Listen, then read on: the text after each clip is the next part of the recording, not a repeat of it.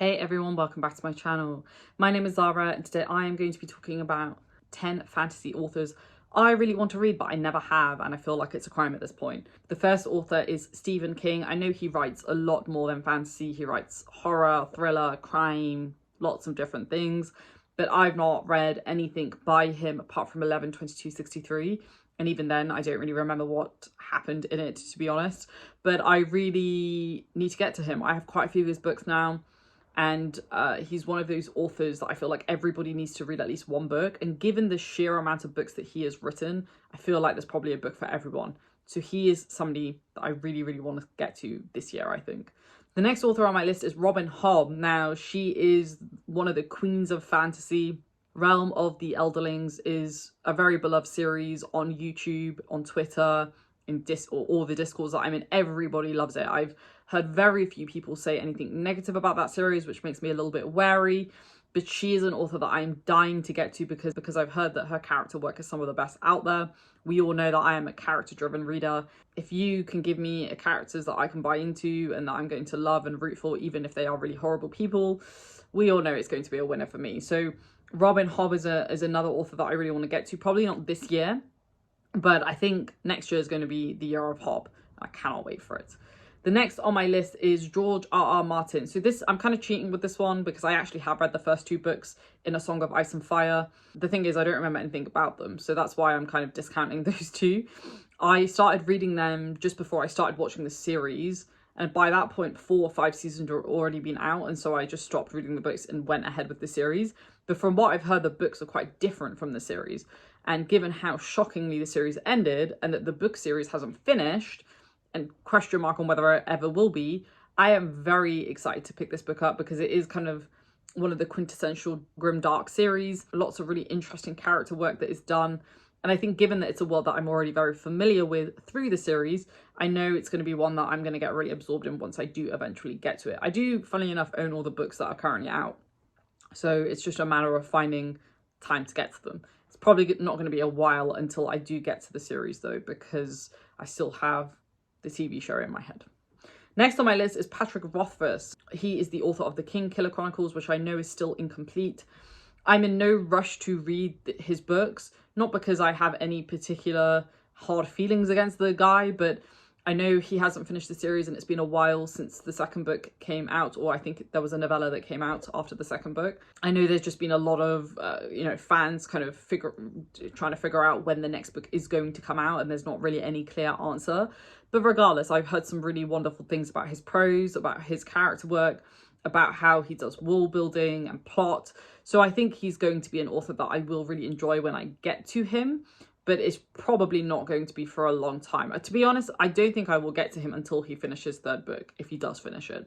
I mean, he's still quite young, so he's got a lot of time. So hopefully when he finishes it, I'll get to it then. If it turns out that he doesn't finish it within the next 10 years, I'll probably just end up reading it regardless, because I really want to see what his writing style is like. Next on my list, we have Scott Lynch. Now, he is the author of the Gentleman Bastard series. This is a series that, again, is often described as kind of quintessentially grimdark. Lots of very unlikable characters, a very grim setting. And I really like that. As we all know, I love grimdark and I love dark fantasy. From what I understand, the first book can be almost read like a standalone, but there is this kind of broader world that the series opens up to in the following books. I believe this is another author who's just been taking his time reading the final book in the series or the next installment in the series, and yet the book still isn't out. But again, another one that I'm probably not going to get to for a while, though I do own the first book. But it is a series that I'm very excited to get to just because I've literally never heard anything bad about Scott Lynch. About his writing, I should say. I've literally never heard anything bad about his storytelling, and I've got to give him a go. Next, we have Anne McCaffrey. Now, it's weird, a lot of the people in my book circle haven't really read that much Anne McCaffrey, but I've heard a really interesting thing about her main series. I think it's called The Dragon Riders of Pern or something. Now, that is a series that I'm really interested in because I think it's quite classic epic adventure style fantasy, which I do enjoy now and then. She's also co-authored a few books, I believe, and I think she's kind of seen as one of the OG kind of adventure fantasy authors, and so I have to give her a go, right? I'm really keen to read some of the older fantasy writers to get a sense of how they influence a lot of modern, newer authors as well. Not that I'm saying she's old, I'm just saying that in the span of fantasy, she's older than some of the other authors that I've read semi-recently. Next we have on my list is Robert E. Howard. Now, I've really wanted to get to the Conan series for a while. I've heard lots of mixed things about it. I know it's very old school fantasy. There's a lot of sexism, there's a lot of racism. Given the time the books were written in, I'm not really surprised. And I'm okay with that. I think with these types of books, you have to expect that there is going to be some degree of this when you're reading this type of story. And you just have to be okay with it or not. And if you're not okay with it, that's fine. Just don't read the books and then complain about it. With me, I accept it. And honestly, I think it's an interesting kind of reflection or insight into the way that fantasy was written and perceived in the time that the books were written. And that's why I bought an omnibus edition of Robert E. Howard's Conan books, because I'm just really curious to see how they progress and kind of what themes they tackle as the books go on. Because I think it's going to be something that I'm going to enjoy despite all of the negativity surrounding it. I might try and get to some of the Conan books this year. We'll see. But I'm really curious, like really, really curious. Probably one of the authors that I'm most curious about on this list. So we'll see. Next on my list, we have David Gemmell. Now, David Gemmell, I have a few of his books. I think I have Legend and then I have a few others, but I can't remember which ones they are. And I've just never got to him. But I'm very curious about his writing. Again, kind of seen as one of the modern fathers of fantasy. And I feel like if you're a lover of fantasy, I think it's always a good thing to kind of dabble in some of the older stuff to see how they influenced modern today fantasy. And so Gemmell is one that I'm really excited to get to because I've heard that he does world building particularly well. I've got some of his books already, so we can get started pretty quickly. We have two more. Next on my list, we have Glenn Cook. Now, Glenn Cook is the author of another grimdark series, and that is The Black Company. I have the omnibus edition of The Black Company, and I cannot wait to get to it because I know it's really grimdark. I think it's just like pretty brutal in many, many different ways. And I've heard like the books are like pretty hit and miss as the series goes on, but generally the series as a whole is quite the masterpiece. So I'm very, very excited to get to this one. I think it's going to be probably this year or next year, because I just know that a lot of his characters kind of fit the archetype that I like. And yeah, I've heard there's also a little bit of humor to kind of counteract a lot of the dark moments. So it kind of feels like it's going to hit a lot of the right notes for me. So I want to get to Glenn Cook relatively soon. Then the last one on the list, we have Raymond E. Feist. Now, Raymond E. Feist has written a lot of books. He's written, the Daughters of the Empire trilogy, I think it is. And there's like a bunch of others that I don't even remember because there's just so many. He just pumps them out and I don't know how he does it. But he's one of those names that I've just seen a lot of. And every single time I've seen his name come up, it's always been generally very positive.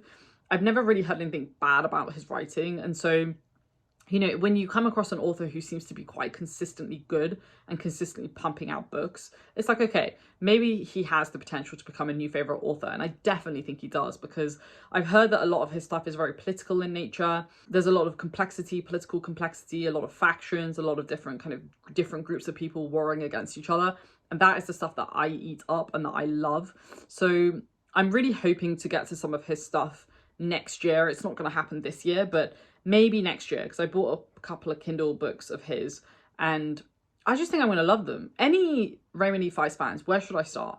Where is the best trilogy to start? And let me know if he has a standalone as well, because I don't think he does, but if he does, maybe I could start there first rather than having to commit to another series. There we have it. Those are 10 fantasy authors I really want to read but never have. I'm very aware that there's only 2 women on this list, but to be honest, I've been making much more of an effort to be reading more female authors currently. So a lot of these are people that I probably would have read, but I've just parked to the side because I'm reading other female authors and prioritizing them and their stories. So let me know if there's anybody else that I should consider putting on this list. I'm really looking at people who already have like a large backlist of books, not really, new authors. People who already have a couple of books out. So let me know what you think, and given what you've seen on this list as well, you get kind of a sense of what I'm looking for too. And as you all know, I love grimdark and dark fantasy, so I'm all for recommendations, particularly on that front. But yeah, let me know, what authors you really want to try but you never have, because I feel like we're all readers here, but we kind of forget sometimes that there's a whole wider world out there. So anyway, thanks for watching, folks. I'll see you in the comments. Stay safe, take care, and I'll speak to you soon.